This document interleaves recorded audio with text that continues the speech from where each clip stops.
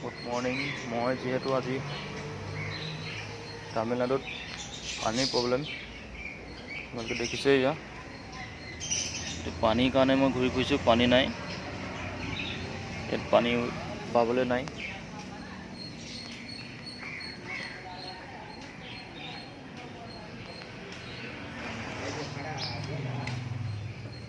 ইফালে খুলিলেও পানী নাই, সিফালে খুলিলেও পানী নাই। দেখিছে যিহেতু তামিলনাডুত পানী বহুত প্ৰব্লেম, কিন্তু চব যোগাৰ আছে, কিন্তু পানী নাই।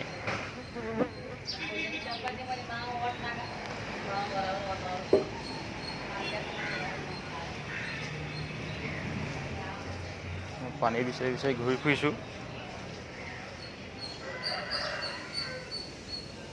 ডিউটিৰ পৰা আহি ৰাতিপুৱা ভৰি হাত ধুবলৈ পানী নাই, গতিকে মই পানী বিচাৰি ঘূৰি ফুৰিছোঁ। পানী পাওঁ নেকি কে বুলিকে।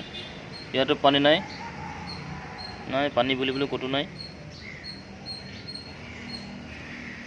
পানীৰ কাৰণে ঘূৰি ফুৰিছোঁ।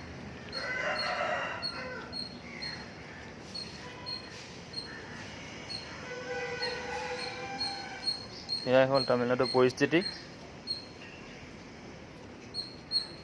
যিহেতু ভালেমান দিন থাকিলোঁ তামিলনাডুত, এনেকুৱা পৰিস্থিতি হোৱা নাছিলে।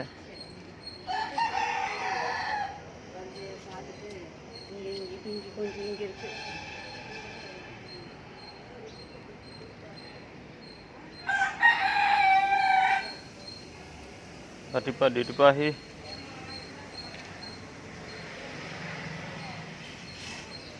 পানী বিচাৰি আহি হাবাটো খাইছোঁ, পানী নাই। ইয়াতো পানী নাই, এফালেও পানী নোলায়। আন নালাগে, মই কলহ আনিলোঁ। এইটো বোলো কলহটো বোলো পানীয়া কলহ ভৰাই লৈ যাওঁ, আৰু তামিলনাডুত এই কলহটো বেছি চলে। এই কলহটোৱে বিখ্যাত তামিলনাডুত। এনেকুৱা কলত যদি আপুনি 3 কলহ 4 কলহ ভৰাই ল'ব পাৰে, তেতিয়া আৰু টেনশ্যন নাই দিনটোৰ কাৰণে। আৰু বিশেষকৈ কি হৈছে এইকেইদিন, আজি 3 দিনমানৰ পৰা প্ৰায় পানী প্ৰব্লেমটো অলপ হৈ আছে।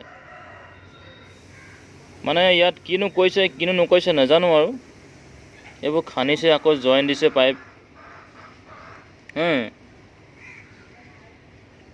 গোটেইবোৰ বস্তু ৰেডি আছে, কিন্তু কি হৈছে পানীটো ছাপ্লাই দিয়া নাই। যিহেতু তামিলনাডুত পানী প্ৰব্লেম, এই পানীৰ কাৰণে হাবাটো খাইছোঁ। এতিয়া যাওঁগৈ আৰু হুন্দা কলহটো লৈ ৰুমলৈ। আৰু যোৱা নিশা 4:30 বজাত যিহেতু বৰষুণ দিছিলে, পৰিস্থিতিটো এনেকুৱা।